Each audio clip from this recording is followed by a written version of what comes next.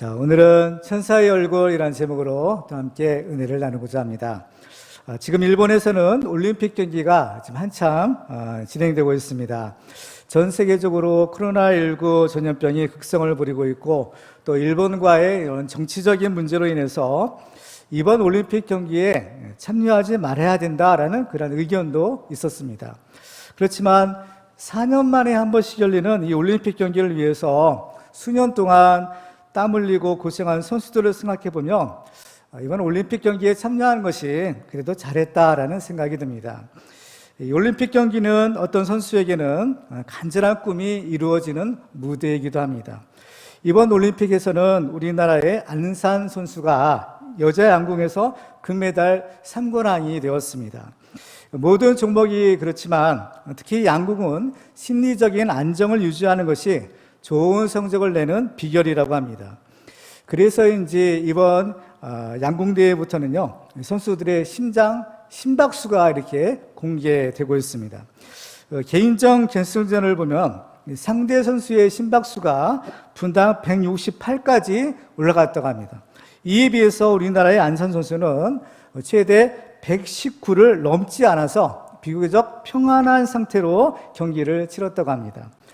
이 안산 선수는 경기에 임하면 강심장이 된다라고 해서 붙은 별명이 있는데요. 멘탈갑 또는 강철 멘탈이라는 별명이 있었다고 합니다. 이 양궁 선수들은 이러한 심리적인 안정을 유지하기 위해서 평소에 특수훈련을 또 받는다라고 합니다. 그런데 이러한 훈련을 통해서도 자신의 심리적인 평안을 유지할 수 있겠지만 이런 것들은 근본적인 문제는 해결할 수가 없는 것입니다. 왜냐하면 아무리 훈련을 한다 하더라도 막상 어려운 일을 닥치면 자기도 모르게 일순간에 그 멘탈이 무너질 수 있기 때문입니다.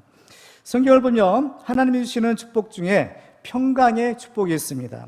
하나님께서 아론을 통해서 약속하신 축복을 보면 민수기서 6장에서 이렇게 기록하고 있습니다.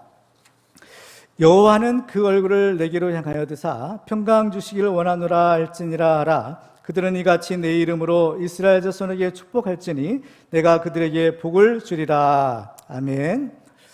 평강 주시기를 원하노라. 복을 일 때 하나님께서 그 축복을 내려주시겠다라고 약속하시는 겁니다.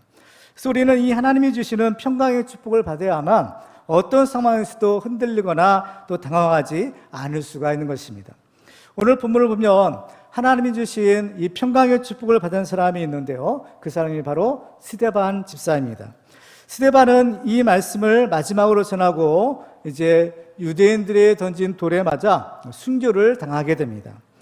그런데 성경을 보면 이때 스데반의 얼굴이 마치 천사의 얼굴과 같았다라고 하고 있습니다. 이것은 스데반이 그 죽음의 순간에도 하나님이 주시는 그 온전한 평강을 누리고 있었다라는 것을 의미하는 것입니다. 사람이 제일 무서워하고 또 떨리는 것이 바로 이 죽음의 공포일진데 스데반은 그 죽음 앞에서도 두려워하지 않고 그 평안을 잃지 않았던 것입니다.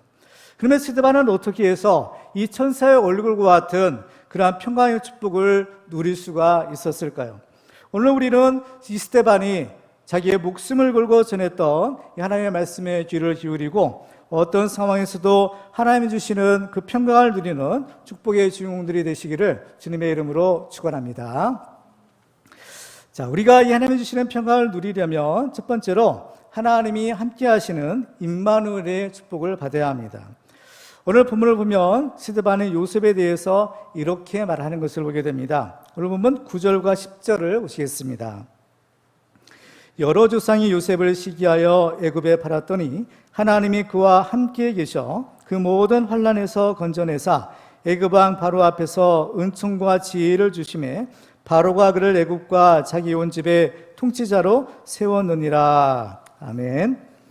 요셉은 한마디로 말하면 하나님이 함께 하시는 사람이었습니다. 근데 이렇게 하나님이 함께 하시는 사람이라고 해서 어려움이 없었던 것은 아니었습니다. 아니, 오히려 다른 사람보다도 요셉은 어려운 일을 더 많이 당했습니다. 근데 중요한 것은 그러한 많은 고난 중에도 하나님이 여전히 그와 함께 하셨다라는 것입니다. 그 증거가 바로 하나님께서 요셉을 그 모든 환난에서 건져내셨다라는 말씀입니다. 그러므로 하나님이 함께 하시는 사람은 어디를 가든지 형통한 축복을 누릴 수가 있는 것입니다. 그래서 요셉은 이제 그의 거처가 여러 곳으로 이제 옮겨지는 것을 보게 돼요. 이제 가나안 땅에서 애굽으로 이제 노예로 팔려가죠. 그 보디발의 집에서의 장면을 창세기 39장 2절과 3절은 이렇게 기록하고 있습니다. 여호와께서 요셉과 함께 하심으로 그가 형통한 자가 되어 그의 주인 애굽 사람의 집에 있으니 그의 주인이 여호와께서 그와 함께 하심을 보며 또 여호와께서 그의 범사에 형통하게 하심을 보았더라 라고 말씀합니다. 그리고 또 이제 이 요셉은 이제 보디발의 집에서도 감옥으로 또 옮겨지게 되죠. 그 감옥에서도 하나님이 함께 하시는 겁니다.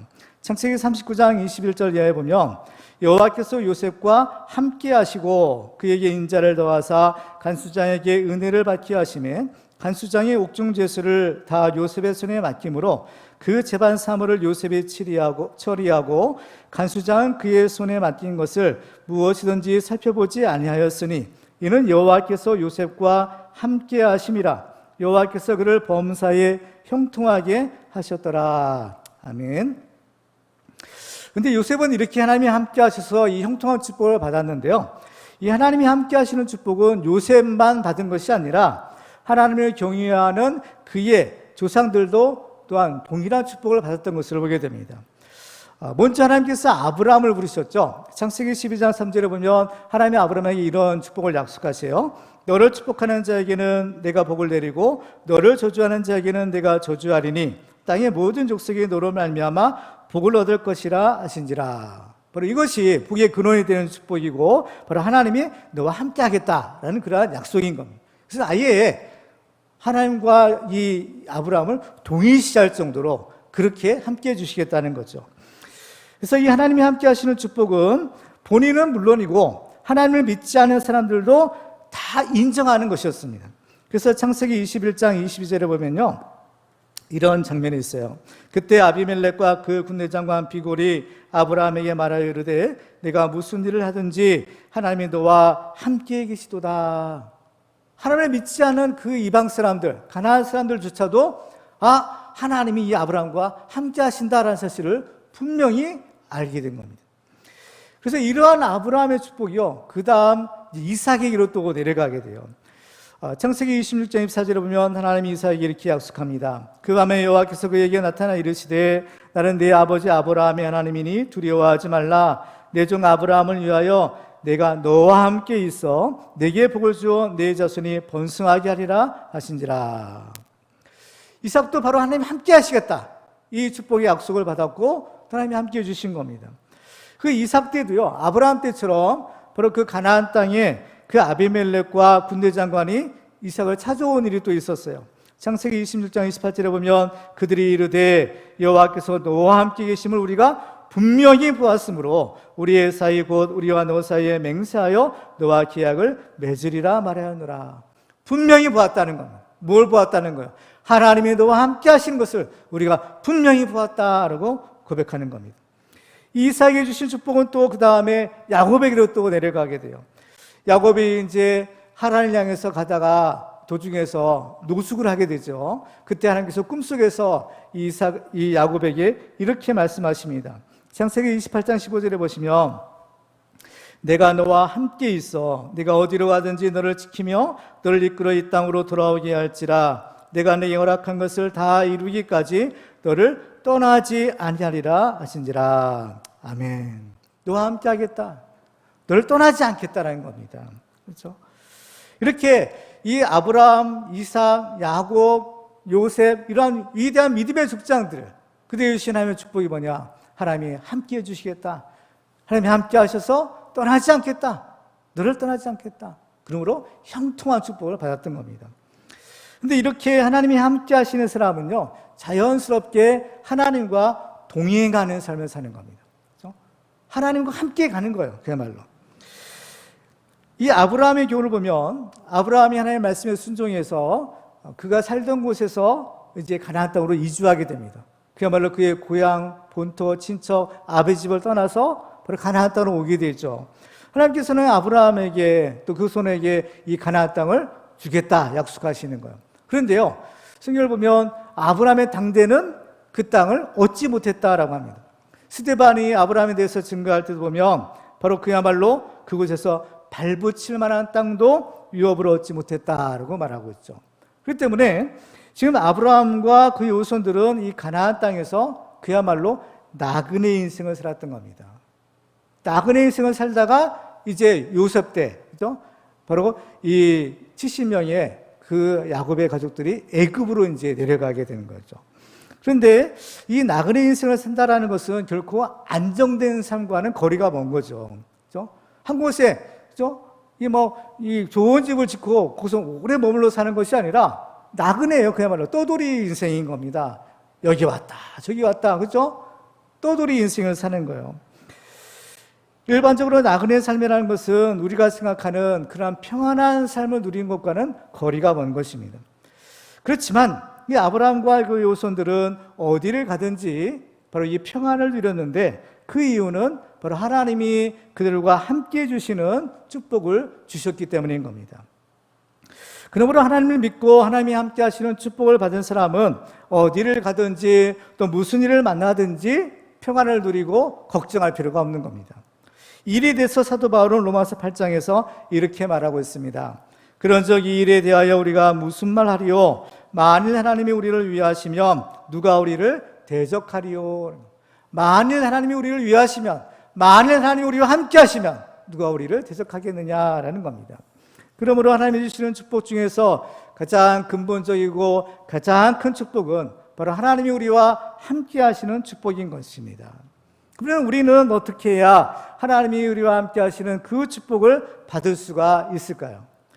하나님이 함께 하시는 축복은 다른 말로 하면 바로 이 임마누엘의 축복입니다. 그렇기 때문에 우리가 이 하나님이 함께 하시는 축복을 받는 비결도 임마누엘 되시는 예수 그리스도를 믿는 것입니다. 마태복음 1장 23절에 보면 예수님에 대해서 이렇게 증거합니다. 보라, 처녀가 잉태하여 아들을 낳을 것이요 그의 이름은 임마누엘이라 하셨으니 이를 번역한즉 하나님이 우리와 함께 계시다 함이라. 아멘. 그러니까 하나님께서는 처음부터 하나님이 우리와 함께 하시는 이 복을 주시려고 독생자 예수 그리스도를 우리에게 보내주신 것입니다. 오늘 본문에서 보면 자기를 죽이려고 하는 그 유대인들 앞에서 스데반은 이렇게 담대하게 하나님의 말씀을 전할 수 있었던 것은 바로 하나님이 그와 함께 하셨기 때문인 것입니다. 그 증거가 바로 이 스데반의 얼굴이 천사의 얼굴과 같았다라는 것입니다. 천사는 하나님을 가장 가까이서 섬기는 하나님의 사자입니다. 그래서 천사는 항상 하나님과 함께 있을 수 있는 축복을 받은 피조물이에요. 그런데 이 스데반의 얼굴이 천사의 얼굴과 같았다라는 것은 바로 이 스데반이 바로 하나님이 함께 하시는 임마누엘 축복을 받았다라는 증거라고 볼 수 있는 것입니다. 스데반은 이렇게 하나님이 함께 하시는 축복을 받은 것은 그가 예수님을 믿었기 때문인 겁니다. 그는 예수님을 믿되 아주 잘 믿은 사람입니다. 스데반은 어떤 사람인가요? 앞부분에서 보면 예루살렘 초대교회에 7집사를 선출하는 장면이 있는데 거기서 보면 7집사 중에 한 사람으로 선출된 것입니다. 그러니까 이 스데반의 믿음은 교회의 성도들이 다 인정할 만한 그러한 사람이었던 거죠. 그리고 또 이 스데반이 누구보다 예수님을 잘 믿었다는 결정적인 증거가 있는데 그것은 바로 이 스데반이 예수님의 명령을 따라 복음을 전하다가 바로 순교를 당한 것입니다. 그가 순교할 때 그 얼굴이 천사의 얼굴과 같았다라는 것은 바로 그의 죽음의 순간에도 하나님이 그와 함께 하셨다라는 증거라고 볼 수 있는 것입니다. 이처럼 하나님이 함께 하시는 이 임마누엘 축복을 받게 되면 언제 어디에서 또 무슨 일을 만나도 하나님이 주시는 이 평강을 누릴 수가 있는 것입니다. 하나님이 주시는 이 평강이 진짜 평강인 것입니다. 왜냐하면 이 평강은 죽음을 이기는 능력이 있기 때문인 겁니다. 예수님은 자신의 죽음을 예고하시면서 제자들에게 이렇게 말씀하셨습니다. 요한복음 14장 27절에 보면 평안을 너희에게 끼치노니 곧 나의 평안을 너희에게 주노라. 내가 너희에게 주는 것은 세상이 주는 것과 같이 아니하니라. 너희는 마음에 근심하지도 말고 두려워하지도 말라. 자신의 죽음 앞에서도 예수님이 누리는 평안이 있었고 그 평안을 그 자들에게 주겠다라고 약속하시는 겁니다. 그러면서 너희들은 마음에 근심하지도 말고 두려워하지도 말라라는 것. 근심하지도 두려워하지 않을 수 있는 이유는 바로 예수님이 누리시는 그 축복, 바로 그 평강의 축복을 주시기 때문인 겁니다. 왜냐하면 예수님은 부활이요 생명이시기 때문에 바로 예수님이 주시는 평강은 죽음을 이기는 바로 생명의 참된 평강인 것입니다. 지금 우리는 코로나로 인해서 여러 가지 어려운 고난의 때를 지나고 있습니다. 사람을 만나는 것이나 또 대중교통을 이용하는 것이나 혹시나 코로나에 걸릴까 두렵기도 합니다. 심지어는 코로나 예방 백신을 맞는 것도 두렵지 않을 수가 없습니다. 백신을 맞으면 또 많이 아프다고 하는데 혹시나 부작용이 있는 것은 아닌지 걱정이 앞서는 것이 우리의 현실인 것입니다. 이처럼 근심 걱정이 많은 세상에서 바로 이 스데반처럼 담대하게 살기 위해서 우리는 이 하나님이 함께 하시는 임마누엘의 축복을 받아야 하는 것입니다. 예수님께서는 요한복음 16장에서 이렇게 말씀합니다. 이것을 너희에게 이르는 것은 너희로 내 안에서 평안을 누리게 하려 함이라. 세상에서는 너희가 환난을 당하나 담대하라. 내가 세상을 이기었노라 라고 하십니다. 이 축복은 바로 예수를 믿는 우리들에게 약속하신 축복입니다. 예수님은 마태복음 28장에서 이렇게 약속하십니다. 내가 너에게 분부한 모든 것을 가르쳐 지키게 하라. 볼지어다 내가 세상 끝날까지 너희와 항상 함께 있으리라 하시니라. 아멘. 예수님은 내가 너희와 항상 세상 끝날까지 함께 있겠다라고 약속하시는 겁니다. 그래서 예수를 믿는 우리는 무슨 일을 만나든지 하나님이 함께 하시는 이 임마누엘 축복을 받아서 항상 평강을 누리며 믿음으로 승리하는 축복의 주인공들 되시기를 주님의 이름으로 축원합니다. 두 번째로 우리가 하나님이 주시는 평강을 누리려면 하나님의 구속사의 관점을 가지고 세상을 보아야 합니다. 스데반은 이제 자신의 변론 차례가 되었을 때 이스라엘의 역사에 대해서 말하기 시작했습니다. 그래서 스데반은 먼저 바로 아브라함에 대해서 말을 했고요. 그 다음에 요셉에 대한 이야기를 하는 겁니다. 그렇지만 우리가 오늘 본문에 기록된 것처럼 아브라함 다음에는 이삭이요, 이삭 다음에 야곱이죠. 그리고 요셉은 이 야곱의 아들들 중에 하나였던 겁니다. 그러면 왜 스데반은 아브라함 얘기를 하고 이삭과 야곱은 건너뛰고 바로 요셉에 관한 이야기를 하는 것일까요? 우리는 여기서 두 가지 이유를 생각해 볼 수가 있는데요. 첫 번째는 문맥상의 이유입니다. 앞에서 아브라함의 얘기를 할 때 하나님께서 아브라함에게 주시는 그 예언의 말씀이 있었습니다. 그것은 무엇이었는가 하면 바로 이 아브라함의 후손이 다른 땅에서 나그네가 되고 종살이를 하게 될 것이다 라는 것이었죠. 그런데 이것이 언제 이루어지느냐? 바로 요셉 때 이루어지는 겁니다. 요셉이 애굽에 내려갈 때 바로 이 하나님의 예언하신 이 말씀이 성취되는 겁니다. 두 번째는 신학상의 이유를 들 수가 있는데요. 이 요셉은 바로 장차 오실 예수 그리스도의 예표가 되는 사람이었기 때문입니다. 스데반의 이스라엘 역사를 말하는 것을 보면 어떤 분명한 기준에 의해서 중요한 의미가 있는 것들만 말하는 것을 보게 됩니다. 그 기준이라는 것은 무엇인가 하면 바로 하나님께서 우리 인간을 구원하시기 위한 언약과 성취라는 것입니다. 우리는 지난 시간에 스데반의 이스라엘의 역사를 말할 때 특별히 약속 또는 언약이라는 단어를 반복해서 사용하고 있는 것을 살펴보았습니다. 그 이유는 하나님이 언약을 맺으시고 그 언약을 성취하시는 분이시기 때문이었습니다. 이 언약과 성취는 하나님께서 역사하시는 가장 중요한 원리이자 특징인데 하나님께서는 우리 인간의 구원의 역사를 바로 이 언약과 성취를 통해서 이루어가고 계시는 겁니다. 그래서 성경에 기록된 이스라엘 역사를 보면 역사상 존재했던 모든 사람들을 일일이 다 기록한 것이 아니라 이 하나님의 구속사에 있어서 중요한 역할을 했던 사람들만 집중적으로 기록하고 있는 것을 볼 수가 있는 것입니다. 우리는 여기에서 우리가 성경을 읽을 때 어떠한 관점에서 이 성경을 보아야 하는가라는 중요한 교훈을 얻을 수가 있습니다. 그리고 우리는 이것을 통해서 또한 하나님께서 우리의 인생에 있어서 중요하게 여기시는 것이 무엇인가라는 것을 또한 우리가 알 수 있는 것입니다. 근데 이것이 중요한 이유는 우리는 이것을 통해서 우리가 이 세상에서 어떻게 살아야 되느냐, 이 근본적인 질문에 해답을 얻을 수 있다는 겁니다. 이 세상에 얼마나 많은 사람들이 나고 죽었습니까? 또 지금도 얼마나 많은 사람들이 태어나고 또 죽어가고 있습니까? 그 많은 사람들 중에서 하나님께서 정말 특별하게 존귀하게 여기는 사람이 있다면 그 사람이야말로 하나밖에 없는 인생을 정말 잘 살았다라고 할 수 있을 것이고, 그런 사람이 복이 있는 사람이다라고 할 수 있을 것입니다. 근데 우리가 이 세상을 살다 보면 이 세상에는 우리가 이해할 수 없는 일들이 많이 일어나는 것을 보게 됩니다. 특별히 어려운 일을 당할 때 내가 왜 이러한 고난을 당해야 되는지 이해가 되지 않을 때가 있습니다. 바로 이때가 시험의 때인데 바로 우리의 신앙과 우리 인생의 최고의 위기의 때이기도 합니다. 성경을 보면 욥이라는 사람이 있었습니다. 이 욥은 하나님이 인정하시고 또 자랑하실 정도로 하나님을 경외하는 사람이었습니다. 그러던 어느 날 욥에게 갑자기 큰 고난이 닥치게 됩니다. 욥이 어떤 잘못을 행한 것도 아니었습니다.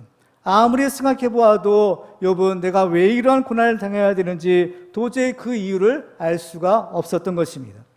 보통 이러한 일을 당하게 되면 지금까지 자기가 믿었던 그 하나님에 대해서 의심하거나 또는 원망하기가 쉽습니다. 그렇지만 이 모든 일을 다 겪은 욥은 놀랍게도 하나님을 원망하지 않고 오히려 하나님께 예배를 드렸다라는 겁니다. 욥기서 1장 20절 이하에 보면 그 장면을 이렇게 기록하고 있습니다. 욥이 일어나 겉옷을 찢고 머리털을 밀고 땅에 엎드려 예배하며 이르되 내가 모태에서 알몸으로 나와 싸운즉 또한 알몸이 그리로 돌아가올지라. 주시니도 여호와이시오 거두시니도 여호와시오니 여호와의 이름이 찬송을 받으실지니이다 하고 이 모든 일에 욥이 범죄하지 아니하고 하나님을 향하여 원망하지 아니하니라 라고 하고 있습니다. 우선 중요한 것은 욥이 자기의 형편이나 상황과는 상관없이 여전히 하나님께 예비하며 그 믿음을 지켰다라는 것입니다. 욥은 자기에게 왜 이런 어려운 일이 생기는지 그 이유를 알지 못했습니다. 그렇지만 욥은 다만 그 하나님을 믿었기 때문에 그 믿음으로 변함없이 하나님을 예비하고 찬양했던 것입니다. 오늘 본문에 기록된 요셉의 경우도 마찬가지였습니다. 요셉은 하나님이 주시는 꿈을 꾼 사람이었습니다. 그 꿈은 하나님께서 요셉을 통하여 바로 이스라엘과 그 주변에 있는 많은 사람을 구원하시겠다는 하나님의 구원의 계획이 담긴 꿈이었습니다. 그런데 이 요셉의 현실은 어떠한가요? 오히려 꿈을 꾸었지만 그 꿈 때문에 형제들의 미움을 받게 된 것입니다. 그래서 형제들의 손에 의해서 죽을 뻔했다가 애굽의 노예로 팔려가게 됩니다. 애굽에서도 보디발의 집에 충성을 다했지만 그 여주인의 유혹을 거절한 결과 미움을 받아서 오히려 애굽의 지하 감옥에 갇히게 된 것입니다. 사실 요셉은 잘못한 것이 전혀 없었습니다. 그런데도 억울한 누명을 쓰고 미움을 당하고 여러 가지 고난을 당했던 것입니다. 성경에 나오는 욥이나 또 요셉처럼 진실로 하나님을 경외하며 또 정직하게 살고자 하지만 그 결과는 오히려 고난을 당하는 것이 있을 수가 있다는 겁니다. 그런데 이렇게 억울한 고난을 당하는 욥이나 또 요셉에게는 공통점이 하나 있다는 것을 우리가 발견할 수 있습니다. 그것은 무엇인가 하면 바로 원망하지 않았다라는 겁니다. 요셉의 경우만 보면요, 요셉은 세 가지를 원망하지 않는데 첫째로는 사람을 원망하지 않았습니다. 요셉에게는 자기를 부당하게 미워하고 괴롭히는 사람들이 있었습니다. 가깝게는 자기의 형제들이었고 또 자기가 섬기는 그 주인의 아내였습니다. 그렇지만 요셉은 그 사람들을 결코 원망하지 않았습니다. 예수님도 자기를 십자가에 못 박은 사람들을 향해서 원망하지 않으시고 오히려 그들을 용서하시고 그들을 위해 기도해 주셨던 것을 보게 됩니다. 요셉은 힘이 없어서 그들을 원망하지 않은 것이 아니었습니다. 요셉은 힘이 없을 때에도 물론이거니와 힘이 있을 때에도 미워하지 않고 그들에게 복수하지 않았던 것입니다. 두 번째로 요셉은 환경을 원망하지 않았습니다.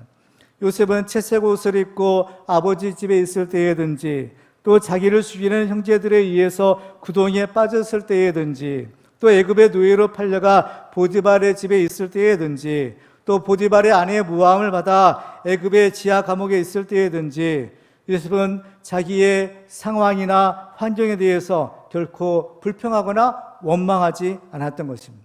왜 그럴까요? 요셉은 비록 알지는 못하지만 여기에도 하나님의 선하신 뜻이 있을 것이다 라는 그러한 믿음을 가지고 있었기 때문입니다. 세 번째로 요셉은 하나님을 원망하지 않았습니다. 요셉은 이러한 까닭없는 어려움을 당했을 때 하나님께 대들지 않았습니다. 하나님께 내가 무슨 잘못이 있냐고 하나님께 따지지 않았습니다. 보통 사람들은 이런 일을 당하면 하나님을 원망하고 불평하기가 쉽습니다. 그러나 그러면 안 된다라는 것이 바로 성경의 증거인 것입니다.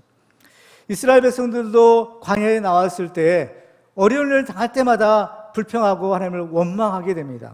근데 민수기 11장 1절을 보면 이렇게 말씀합니다. 여호와께서 들으시기에 백성이 악한 말로 원망하매 여호와께서 들으시고 진노하사 여호와의 불을 그들 중에 붙여서 진영 끝을 사르게 하시매라고 합니다. 하나님께 원망하는 말을 하는 것은 하나님의 진노의 불을 일으키는구나 라는 사실을 여기서 우리가 알게 됩니다.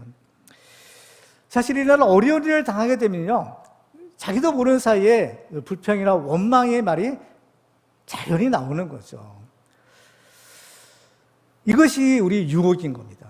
욥의 경우를 보면 욥도 고난을 당할 때요, 욥의 아내가 욥에게 뭐라고 하는가 하면 하나님을 욕하고 죽으라라는 말을. 근데 이것은 우리가 조심해야 되는 겁니다. 뭐냐? 이것은 사실 그 아내의 말이 아니에요. 그래서 뭐냐? 그 아내를 통해서 주는 마귀의 소리인 겁니다. 욥기서 2장 9절과 10절을 보면 그 장면을 이렇게 기록합니다.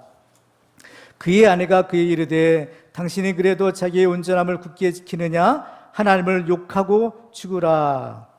그가 이르되 그의 말이 한 어린 여자의 말 같도다. 우리가 하나님께 복을 받았은즉 화도 받지 아니하겠느냐 하고 이 모든 일에 욥이 입술로 범죄하지 아니하니라.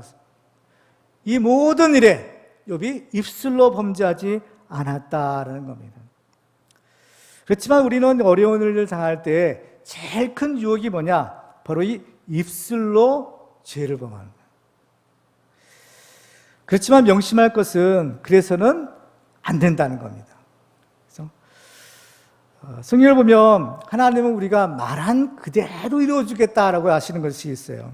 민수기서 14장 27절 28절을 보시면요, 나를 원망하는 이 악한 회중에게 내가 어느 때까지 참으랴. 이스라엘 자손이 나를 향하여 원망하는 바 그 원망하는 말을 내가 들어노라. 그들에게 이르기를 여호와의 말씀에 내 삶을 두고 맹세하노라. 너희 말이 내 귀에 들린 대로 내가 너에게 행하리니. 내가 말한 대로 그대로 다 해주겠다는 겁니다. 그렇기 때문에 우리가 어떤 어려운 일을 당할 때는요, 제일 좋은 것이 뭐냐면은 아무 말도 하지 않는 겁니다. 사실은요, 아무 말도 하지 않고 그냥 잠잠하게 있는 것이 사실은 제가 볼 때는 최고의 방법이에요. 왜냐하면요, 말을 일단 하게 되면 말이란 것은 뭔가요? 마음속에 있는 것을 이제 바깥으로 끄집어내는 거잖아요.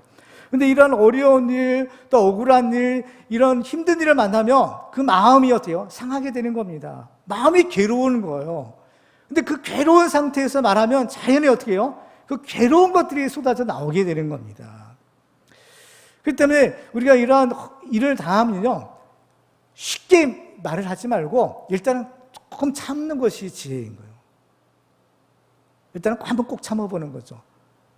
분명히 쏴주고 싶고, 그죠? 이제 막 해붙이고 싶은 그런 마음이 굴뚝 같지만, 근데 그때 조금 참는 겁니다. 참는 겁니다. 근데 이게 말처럼 그게 쉽지가 않아요. 그죠? 문제는 이게 쉽지 않다는 겁니다. 정말 이게 어려운 거죠. 정말 우리가 어떤 어려운 일을 당하고 또 내가 해를 당할 만한 나의 잘못이 있거나, 그죠?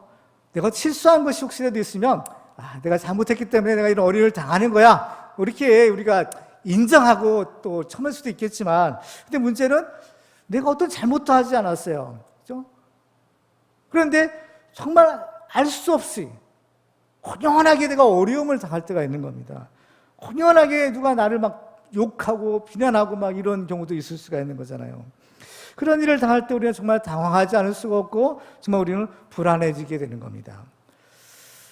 참 이게 참 어려운 문제인 겁니다. 왜 그럴까? 아무리 고민하고 아무리 생각해봐도 이게 도저히 안 되는 겁니다. 그럴 때는요, 이건 우리가 할 수 없는 겁니다, 사실은요. 이것은 우리가 우리의 힘으로 해결할 수 없는 문제인 거예요. 이러한 문제를요, 자꾸 인간적으로 보고 인간적으로 풀려고 하면 해결될 수 없는 거예요. 왜냐하면 우리 인생이라는 것은 항상 내 뜻대로 되는 것은 아니라는 겁니다. 우리의 인생의 생사화복이나 또 인류의 역사는요, 주관자가 있다는 겁니다. 그분이 누구냐? 바로 하나님이신 겁니다. 다니엘서를 보면 당시 세계를 호령하던 바벨론에 느부갓네살상이 있었습니다. 그야말로 그 말 한마디면 나는 새도 떨어뜨릴 정도로 대단한 사람이었죠. 이 바벨론이 이 왕이 어때요? 바벨론이 이스라엘, 유다를 멸망시킨 나라가 아니겠어요. 그렇죠? 근데 이 느부갓네살 왕이 이렇게 권세가 크니까 교만해진 겁니다. 그래가지고 이제 잠시 동안 그 왕자에서 쫓겨난 적이 있는데 하나님이 예언하신 그대로 된 거예요. 그래서 이제 그가 다시 복권하고 나서 깨달은 사실이 있었습니다. 다니엘 4장 34절과 35절에 보면 그 장면을 이렇게 기록하고 있어요. 그 기한이 참에 나 느부갓네살이 하늘을 우러러 보았더니 내 총명이 다시 내게로 돌아온지라. 이에 내가 지극히 높으신 이에게 감사하며 영생하시는 이를 찬양하고 경배하였나니 그 권세는 영원한 권세요 그 나라는 대대에 이르리로다. 땅의 모든 사람들을 없는 것 같이 여기시며 하늘의 군대에게든지 땅의 사람에게든지 그는 자기 뜻대로 행하시나니 그의 손을 금하든지 혹시 이르기를 내가 무엇을 하느냐고 할 자가 아무도 없도다. 이 바벨론의 이 느부갓네살 왕이 깨달은 것이 이것인 겁니다.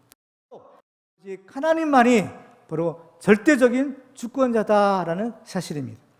시편 기자도 시편 115편에서 이렇게 고백하고 있습니다. 오직 우리 하나님은 하늘에 계셔서 원하시는 모든 것을 행하셨나이다. 에베소 1장 11절에도 이렇게 말씀합니다. 모든 일을 그의 뜻의 결정대로 일하시는 이의 계획을 따라 우리가 예정을 입어 그 안에서 기업이 되었으니. 따라서 우리 자신과 세상을 알려면 바로 우리의 인생과 역사를 주관하시는 그 하나님의 관점에서 보아야 되는 겁니다. 그러면 만왕의 왕 되신 하나님이 바로 우리의 인생 또 인류의 역사를 주관하시는 원리는 과연 무엇일까요? 가장 중요한 원리가 있는데 그것은 바로 죄로 인해서 멸망받을 우리 인간을 구원하시겠다라는 하나님의 뜻인 겁니다. 아담의 타락 이후로 죄를 범한 우리 인간의 운명은 결국 지옥 형벌로 끝이 날 수밖에 없게 되었습니다. 성경을 보면 모든 사람이 다 죄를 범하였고 그 죄의 삭은 사망이다 라고 선언하셨습니다. 따라서 일상의 성공과 출세는 자기 목숨을 구원할 수가 없고 결국에는 아무 소용이 없다라는 것을 우리가 알아야 됩니다. 마태복음 16장 20절에 보면 예수님 이렇게 말씀합니다. 사람이 만일 온 천하를 얻고도 제 목숨을 잃으면 무엇이 유익하리요? 사람이 무엇을 주고 제 목숨과 바꾸겠느냐라고 하시요. 아무리 생서 성공하고 출세하고 또 돈을 많이 모은다 하더라도 결국 그가 가는 곳이 지옥이라고 한다면 그것이 다 무슨 소용이냐라는 것입니다. 근데 정말로 중요한 사실이 있는데 그것은 하나님이 우리를 사랑하시고 그 하나님이 우리를 구원하기를 원하신다라는 것입니다. 디모데후서 2장 4절에 보면 하나님은 모든 사람이 구원을 받으며 진리를 아는 데 이르기를 원하시느니라 라고 하시요. 하나님의 뜻은 무엇입니까? 우리 모든 사람을 다 구원해 주시겠다는 겁니다. 성경을 보면 하나님께서는 아담이 처음 죄를 범한 순간부터 바로 우리를 구원하실 계획을 세우셨는데 바로 이것이 창세기 3장에 기록된 최초의 복음의 말씀입니다. 창세기 3장 15절에 보면 내가 너로 여자와 원수가 되게 하고 내 후손도 여자의 후손과 원수가 되게 하리니 여자의 후손은 내 머리를 상하게 할 것이요 너는 그의 발꿈치를 상하게 할 것이니라 라고 하셨습니다. 하나님은 이것을 위해서 바로 이 아브라함을 택하시고 그의 후손을 통해서 예수 그리스도를 보내주셔서 마침내 우리를 구원해 주시는 것입니다. 요한복음 3장 16절과 10절에 보면 이렇게 말씀합니다. 하나님이 세상을 이처럼 사랑하사 독생자를 주셨으니 이는 그를 믿는 자마다 멸망하지 않고 영생을 얻게 하려 하심이라. 하나님이 그 아들을 세상에 보내신 것은 세상을 심판하려 하심이 아니요 그로 말미암아 세상이 구원을 받게 하려 하심이라. 아멘. 따라서 우리가 이 하나님의 구속사의 관점을 가질 때 우리는 비로소 우리의 인생과 인류 역사를 주관하시는 그 살아계신 하나님을 발견하고 만날 수가 있는 것입니다. 우리가 반드시 하나님의 구속사의 관점을 가져야 되는 이유는 이것이 바로 우리의 신앙과 또 우리의 구원에 직결되기 때문인 것입니다. 오늘 본문을 보면 이 스데반 시대의 사람들이 예수님에 대해서 오해한 것이 하나 있습니다. 그것이 무엇인가 하면 바로 예수님이 당하신 고난이라는 겁니다. 예수님이 하나님의 아들이라면 왜 그 고난을 당해야 되고 심지어 십자가에서 그렇게 처참하게 죽어야 하느냐라는 것이었습니다. 그래서 예수님이 십자가 달렸을 때도 사람들이 어때요? 내려오라라는 거예요. 내가 하나님의 아들이면 내려와서 너를 구원하고 우리를 구원하라라는 겁니다. 유혹이죠. 이 사람들은 하나님의 구속사의 관점이 아니라 인간적인 관점에서만 보았기 때문에 그 하나님의 구원의 계획을 도무지 알 수가 없었던 것입니다. 그 결과 그 사람들은 예수님을 믿지 않았고 이것은 지금도 많은 사람들이 예수님을 믿지 않는 이유가 되는 것입니다. 이처럼 우리가 하나님의 구속사의 관점을 알지 못하면 신앙생활을 제대로 할 수가 없고 또 결국에 구원에 이르지도 못하게 되는 것입니다. 그렇지만 우리가 이 하나님의 구속사의 관점을 가지고 성경과 세상을 바라보게 되면 지금도 살아 역사하시는 그 하나님을 발견할 수 있고 또 우리의 신앙생활도 자연히 잘할 수 있게 되는 것입니다. 오늘 본문에 등장하는 스데반의 경우를 보면 돌에 맞아 죽임을 당하는 그 극심한 고난을 당하지만 오히려 그의 얼굴은 천사와 같이 되었다라고 증거하고 있습니다. 스데반은 이렇게 죽음 앞에서도 담대하게 하나님의 말씀을 전하고 믿음의 승리를 거둘 수 있었던 것도 바로 이 하나님의 구속사의 관점을 가지고 이스라엘의 역사와 또 일상을 바라보았기 때문인 것입니다. 스데반이나 또 오늘날 우리들에게 주시는 축복 중의 축복이 무엇인가 하면 바로 이 성경을 주셨다라는 겁니다. 우리는 이 성경을 통해서 이 모든 일의 결말이 어떻게 될 것인지를 미리 알 수 있는 것입니다. 오늘 말씀드린 욥이라든지 또 요셉의 경우를 보면 그들은 고난을 당할 때 그 이유를 알지 못했습니다. 결국에는 그 마지막 때에 가서야 하나님의 선하신 계획을 비로소 알고 하나님을 찬양할 수 있었던 거죠. 그렇지만 우리는 어떤가요? 우리는 지금 당장도 우리에게 왜 이러한 일이 나는지는 우리도 역시 알 수는 없습니다. 그렇지만 분명한 사실은 이 일의 결말이 어떻게 될 것인지는 확실하게 분명하게 알 수 있는 것입니다. 오늘 본문에서 스데반은 요셉에 대해서 이렇게 증거합니다. 9절과 10절을 다시 한번 보시면 여러 조상이 요셉을 시기하여 애굽에 팔았더니 하나님이 그와 함께 계셔 그 모든 혼란에서 건져내사 애굽 왕 바로 앞에서 은총과 지혜를 주심에 바로가 그를 애굽과 자기의 온 집의 통치자로 세웠느니라. 스데반은 바로 이 요셉의 결말을 안 거예요. 성경의 기록을 통해 성경의 증거를 통해서 요셉이 까닭없는 또 어려운 고난을 당했지만 결국에는 그가 어떻게 됐는가 이것을 분명히 알았다라는 겁니다. 그래서 우리는 이 성경과 이스라엘 역사를 통해서 장차 우리에게 어떠한 일이 일어날 것인지를 아는 사람이 된 겁니다. 야고보는 주님의 재림을 기다리는 성도들에게 이런 말을 했습니다. 야고보서 5장 9절 이하에 보면 형제들아 서로 원망하지 말라 그리하여 심판을 면하리라 보라 심판주가 문 밖에 서 계시니라 형제들아 주의 이름으로 말한 선지자들을 고난과 오랜의 본으로 삼으라 보라, 인내하는 자를 우리가 복되다 하나니 너희가 욥의 인내를 들었고 주께서 주신 결말을 보았거니와 주는 가장 자비하시고 긍휼히 여기시는 이시니라. 아멘. 그렇습니다. 우리는 그 결말을 보았다는 거죠. 하나님은 가장 자비하시고 긍휼히 여기시는 분이다라는 겁니다. 여러분, 이 하나님을 믿으시기 바랍니다. 우리는 이 하나님을 믿을 수 있고 또 믿어야만 합니다. 예수님께서는 요한복음 14장에서 이렇게 말씀합니다. 너희는 마음에 근심하지 말라. 하나님을 믿으니 또 나를 믿으라 하십니다. 지금 우리는 코로나19로 인해서 여러 가지 어려움을 겪고 있습니다.